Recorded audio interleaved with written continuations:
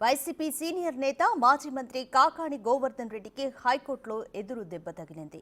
Quartz తవ్వకాలపై పొదలకూరులో నమోదైన కేసుకు సంబంధించి అరెస్టు విషయంలో తొందరపడకుండా పోలీసులను ఆదేశించాలని, పోలీసులు పెట్టిన కేసును కొట్టివేయాలని కాకాణి వేసిన పిటిషన్ను హైకోర్టు కొట్టివేసింది.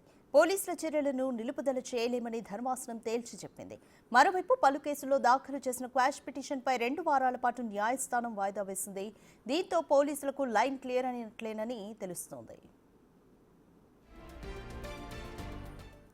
కాగా ఇప్పటికే మైనింగ్ కేసులో కాకాణికి 3 సార్లు పోలీసులు నోటీసులు జారీ చేశారు. అయితే ఒక్కసారి కూడా పోలీసులకు అందుబాటులోకి రాని కాకాణి అజ్ఞాతంలోకి వెళ్లిపోయారు.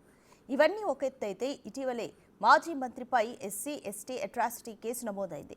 ఈ కేసులో ఎట్టి పరిస్థితుల్లోనూ తప్పించుకోలేరని, త్వరలోనే అరెస్ట్ కాబోతున్నారని నెల్లూరు జిల్లాలో పెద్ద ఎత్తున ప్రచారం జరుగుతోంది. అయితే ఈ కేసులో సుప్రీంకోర్టును ఆశ్రయిస్తారని కాకాణి వర్గీయులు చెబుతున్నారు. మరోవైపు కాకాణిపై రాజకీయ కక్షతో పెట్టిన అక్రమ కేసులంటూ జిల్లా వైసీపీ నేతలు వరుస ప్రెస్ మీట్లతో హడావిడి చేస్తున్నారు. ఈ పరిస్థితుల్లో కాకాణి నెల్లూరుకు వస్తారా, లేదంటే సుప్రీంకోర్టును ఆశ్రయిస్తారా అనే దానిపై అభిమానులు, కార్యకర్తల్లో ఉత్కంఠ నెలకొంది.